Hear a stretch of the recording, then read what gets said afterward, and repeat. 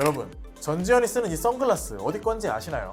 그리고 제리가 쓰는 이 선글라스도 어떤 제품일까요? 사실 둘 다 같은 브랜드 제품인데요.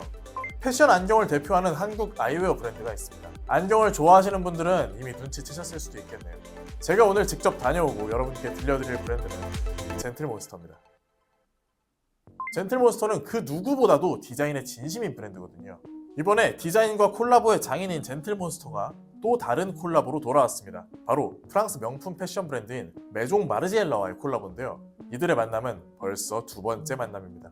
젠틀몬스터와 메종 마르지엘라는 첫 번째 콜라보를 한 지가 1년 남짓밖에 지나지 않았지만 이례적으로 빠른 시일 내에 두 번째 콜라보를 진행했는데요. 그만큼 이 두 브랜드는 합이 좋다는 얘기죠. 저는 개인적으로 젠틀몬스터의 콜라보 시리즈 중에 메종 마르지엘라와의 콜라보가 최고라고 생각합니다. 무엇보다 이 둘이 추구하는 게 너무 비슷하기 때문이죠. 이 둘은 모두 상당히 미래지향적인데요. 우선 젠틀몬스터는 퓨처 리테일을 선보이는 대표적인 브랜드입니다. 퓨처 리테일이란 미래의 판매, 즉 기존에 없던 혁신적인 판매 방식을 말하는데 과거의 행보뿐만 아니라 로봇과 인간이 이 교감을 통해 동화됨을 표현한 이번 팝업에서처럼 기술과 미학을 접목시켜 미래지향적인 전개를 현재까지 계속 시도하고 있습니다. 미래지향과 해체주의적인 부분에서는 메종 마르지엘라도 둘째 가라면 서러운 브랜드입니다. 패션쇼, 제품, 마케팅 등에서 전방위적으로 항상 혁신적인 방법들을 보여주는데요.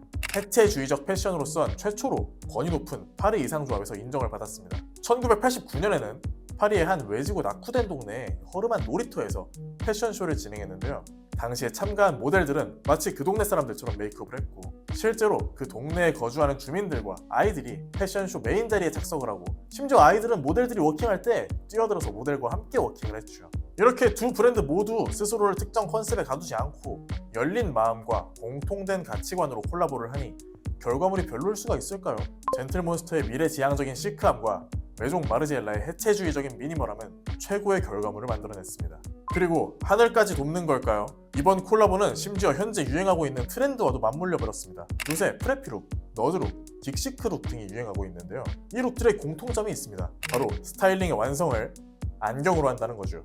특히 조영남 안경, 김구 안경으로도 불리는 뿔테 안경과 무테 안경이 유행입니다. 2023년 첫 콜라보였던 시즌 1 때는 볼드한 빅프레임 오버사이즈가 주를 이뤘다면 이번엔 태의 굵기나 프레임이 이 크기 등을 모두 줄이며 트렌드에 정확히 부합하는 디자인으로 나왔습니다. 특히 차정원님 착용한 111 모델은 긱시크 무드를 가장 잘 표현할 수 있게 디자인됐는데요. 그리고 모든 제품에는 메종 마르지엘라의 상징과도 같은 4개의 스티치가 들어가 있고 마르지엘라식 넘버링도 되어 있습니다. 본인들의 아이덴티티를 버리지 않고 트렌드에 녹여내는 법을 정석적으로 잘 보여주고 있는 거죠. 사실 젠틀몬스터를 얘기할 때 이런 공간을 절대 빼놓을 수가 없죠. 젠틀몬스터는 공간을 활용해서 브랜드 정체성을 구체화시키는데요. 2014년엔 15일에 한 번씩 새로운 전시를 여는 패스트 스페이스 퀀텀 프로젝트를 진행했고 그리고 대망의 2021년 전시와 스토어의 혁신을 보여주는 플래그십 스토어 하우스 도산을 오픈한 거죠. 오픈 이후엔 항상 젊은 세대의 성지가 되며 화제가 됐고 지금까지도 새로운 팝업을 오픈할 때면 줄 서서 기다리는 압구정 핫플로 자리 잡았습니다.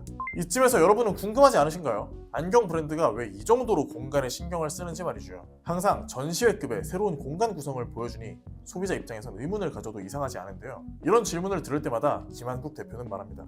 제품, 스타일링, 문화, 공간, 기술은 더하기가 아니라 곱하기라고 말이죠. 하나가 0이 되면 모두가 0이 되기에 어느 하나 신경 쓰지 않을 것이 없다는 겁니다. 요즘 많은 브랜드들이 거짓말로 스토리를 억지로 짜내는데 젠틀몬스터는 그런 가짜 스토리가 아니라 예쁜 제품과 공간을 만드는 데 초점을 둡니다. 무리하게 설정한 자기 컨셉에 묻혀서 브랜딩이 실패하는 경우가 오히려 있기 때문이죠. 예를 들면 최근에 유행했던 우리나라의 F&B 그룹인 GFFG에 제일 잘 나가는 다운타운어와 노티드는 컨셉이 없죠. 반면에 같은 그룹이지만 적자를 보고 있는 미니투밥 비용, 호족반 등의 브랜드 스토리를 보면 다들 이상한 설명들이 있습니다. 그렇게 특정한 컨셉을 나한테 끼워 맞추려고 하니 자연스럽게 한계가 생길 수밖에 없는 겁니다. 반면에 젠틀몬스터, 템버린즈, 누데이크는 특정 컨셉을 잡지 않고 예쁘고 폼나게 만들자라는 마인드로 오히려 본인들을 열어놓고 있기 때문에 그런 부연 설명이 없습니다. 그게 이들을 빠른 성공으로 이끈 비결이라고 생각합니다. 여러분들은 젠틀몬스터란 이름이 이상하다고 생각하신 적은 없나요? 젠틀과 몬스터라는 상반되는 두 단어를 합쳐서 브랜드 이름을 만든 것처럼 젠틀몬스터는 다른 두 재료를 섞어 새로운 것을 창조하는 데 탁월한 능력을 가지고 있습니다. 브랜드의 탄생부터가 결합이었던 젠틀몬스터는 콜라보의 장인입니다. 지난 엄브로 영상에서 제가 브랜드가 타 브랜드와 콜라보를 하면서 얻을 수 있는 이 다양한 이점들에 대해서 설명해드렸죠. 젠틀몬스터는 그런 이점을 누구보다 잘 살리는 브랜드입니다. 일각에서는 젠틀몬스터는 콜라보 덕이다, 인플루언서와 연예인 마케팅 덕분에 유명해진 거다라는 말도 있죠. 그런데 저는 이런 의견에 어느 정도 공감을 하는 게 2014년 드라마 별에서 온 그대 천송이 전지현의 선택을 받은 이후 젠틀몬스터는 말 그대로 별에서 온 브랜드인 것처럼 사랑받게 됐습니다. 뿐만 아니라 제니, 알렉산더 왕, 월드 오브 워크래프트, 몽클레어, 오버워치 등과 콜라보를 하면서 분야와 장르를 막론하고 품절 대란을 일으키고 세간의 관심을 받아왔죠. 물론 이렇게 타 브랜드와 함께 콜라보를 하면 화제성을 불러온 것도 있지만 결국 자체적인 디자인에서 오는 상품성이 있었기 때문에 이런 성공을 거뒀다고 저는 생각합니다. 이렇게 젠틀몬스터의 브랜드 아이덴티티부터 소비자들과 만나는 방식까지 느낄 수 있었던 젠틀몬스터 메종 마르지엘라의 두 번째 팝업이었는데요. 개인적으로 앞으로도 젠틀몬스터가 기존 형식과 특정한 컨셉에 얽매이지 않고 다양한 시도를 하는 모습을 보여주길 바랍니다. 저는 그럼 다음에는 더 재밌는 영상으로 찾아뵙겠습니다. 오늘 영상은 여기까지. 젠틀몬스터였습니다.